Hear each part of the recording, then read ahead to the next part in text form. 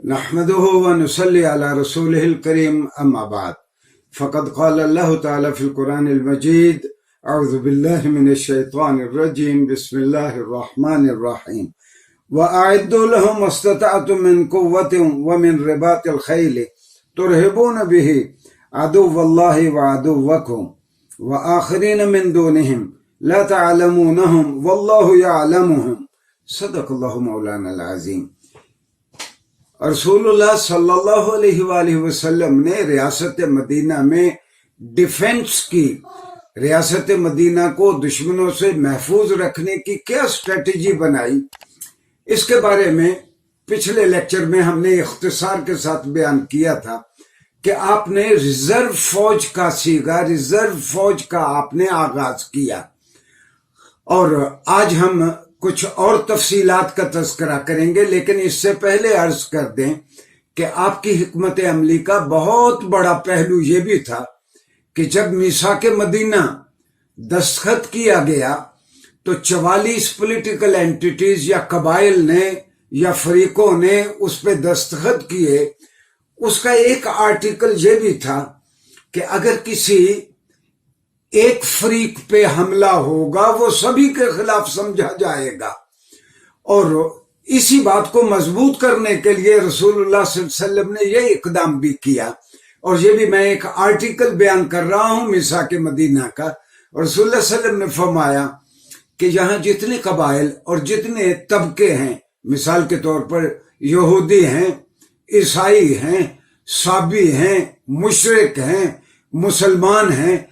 ہر کسی کا فیصلہ اس کے پرسنل لا کے مطابق ہوگا۔ اب آپ کو اندازہ ہوگا اس بات کا کہ ہندوستان کے کم و بیش 24 کروڑ مسلمان کیوں رو رہے ہیں کہ ہمارے فیصلے ہمارے اسلامی قانون کے مطابق، ہمارے پرسنل لا کے مطابق کیے جائیں۔ گویا یہ بھی دفاع کو مضبوط کرنے کا ایک ٹول تھا کہ آپ نے دیگر مذاہب کے لوگوں کو ان کے بنیادی حقوق آپ نے واگزار کیے، اور ان کو کہا کہ تم اپنے طریقے پہ زندگی گزارو، اسلامی ریاست اس میں کوئی مداخلت نہیں کرے گی۔ ہاں، جب کسی ریاست کی سبھی اینٹیٹیز اور اس کے سبھی لوگ خوش ہوں گے، مطمئن ہوں گے، تب اس کا دفاع بھی ممکن ہوتا ہے۔ ہاں، اور ڈاکٹر حمید اللہ نے، اللہ ان کو کروٹ چین دے، بہت بڑے محقق تھے پچھلی صدی کے، ان کی تحقیق یہ ہے کہ رسول اللہ صلی اللہ علیہ وسلم نے میثاق مدینہ سائن کرنے کے بعد ان 44 قبائل کے زیر نگیں جتنے علاقے تھے اس کے گرد آپ نے برجیاں لگوا دی۔ گویا ریاست مدینہ کی حدود کا تعین آپ نے فرما دیا کہ یہ ریاست مدینہ ہے، یہاں ریاست مدینہ کا قانون لاگو ہوگا۔ اور ایک اور بہت اہم بات اس سلسلے میں عرض کر دوں کہ شیر خدا ہیں حضرت علی کرم اللہ وجہ الکریم، وہ فرماتے ہیں کہ ہم صحابہ جب جنگ میں تھک جاتے یا ہمیں کوئی تھوڑی سی استراحت کی ضرورت محسوس ہوتی،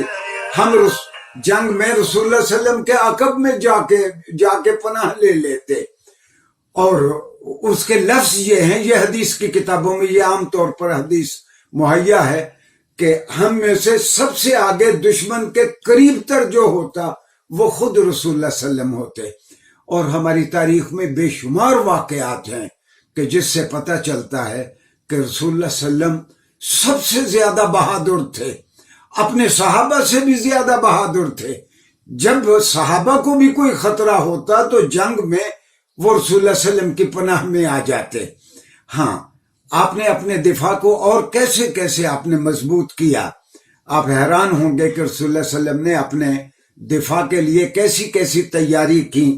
میں یہ کوٹ کر رہا ہوں حدیث کی کتابیں، خاص طور پر ترمذی کو۔ جب رسول اللہ صلی اللہ علیہ وسلم کو محسوس ہوا کہ ہمیں جنگ کے سارے ٹولز ہمارے پاس بہت اچھے انداز میں تیار ہونا چاہیے، تو آپ نے 2 صحابہ کو، حضرت عروہ بن مسعود رضی اللہ عنہ اور حضرت غیلان بن سلمہ کو آپ نے جرش روانہ کیا۔ جرش اس وقت کے यमन के इलाके में जरश वो इलाका था जहां बहुत अच्छी मिंजनीकें बनती थी। ताइफ वो इलाका था जहां बहुत अच्छी और भारी मिंजनीकें बनती थी। आपने कुछ सहाबा को, 2 के नाम मुझे मिले हैं, और भी कई सहाबा को आपने भेजा कि आप वहां अच्छी मिंजनीक बनाने का आप वहां मशक करके आए, आप उसकी ट्रेनिंग लेके आए। एक मिंजनीक की तरह का एक और हथियार भी था जो बहुत बड़े पत्थर को दुश्मन की जानिब उछाल देता था, जिस तरह मिंजनीक उछालती थी। उसका नाम था सन्नौर। सन्नौर। हमारी तारीख की 2 बड़ी किताबें हैं, तारीख तबरी और तारीख इब्न इसहाक। इब्न इसहाक तो सबसे कदीम तरीन तारीख है इब्न इसहाक की। इन दोनों में ये तफसीलात हैं कि रसूलुल्लाह सल्लल्लाहु अलैहि वसल्लम ने सन्नौर बनाने के लिए अपने कई सहाबा को वहां भेजा, और ये रसूलुल्लाह सल्लल्लाहु अलैहि वसल्लम की तैयारी थी। आपने इतनी बड़ी मिंजनीक बनवाई कि उसमें 3 मन का, 2.5 मन का, यानी मैं अंदाजे से कह रहा हूं, मेरे पास कोई लिखा हुआ इसके सबूत नहीं है, लेकिन मेरे पास ये शहादत मौजूद है कि इतनी बड़ी मिंजनीक थी कि जब फितना इर्तिदाद हुआ, आप सल्लल्लाहु अलैहि वसल्लम के विसाल के बाद, जब लोगों ने खातमुन नबीयीन की हिदायत से इनकार किया, किसी अरब तबके ने आके कहा ज़कात माफ कर दी जाए तो हम मुसलमान रहेंगे, किसी ने कहा नमाजों में तखफीफ कर दी जाए, तो रसूलुल्लाह सल्लल्लाहु अलैहि वसल्लम ने जो ये तैयारी करवाई थी,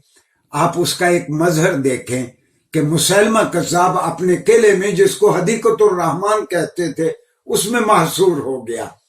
एक जलील कदर सहाबी थे हजरत बरा बिन आजिब, वो असलहा बंद होके मिंजनीक में बैठ गए कि मुझे आप उछाल दें हदीक़तुर रहमान की तरफ, मुसलमा कज़्ज़ाब के किले की जानिब। उनको मिंजनीक में रख के उनको वहां फेंक दिया गया,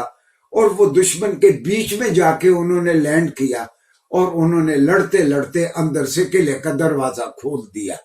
और इस तरह मुसलमानों को फतह नसीब हुई। ये रसूलुल्लाह सल्लल्लाहु अलैहि वसल्लम के दिफा की एक स्ट्रेटेजी थी। और भी आपने दिफा के लिए बहुत सारे काम किए, जिनका इंशाल्लाह आइंदा शॉर्ट लेक्चर में हम तज़किरा करेंगे। शुक्रिया जी।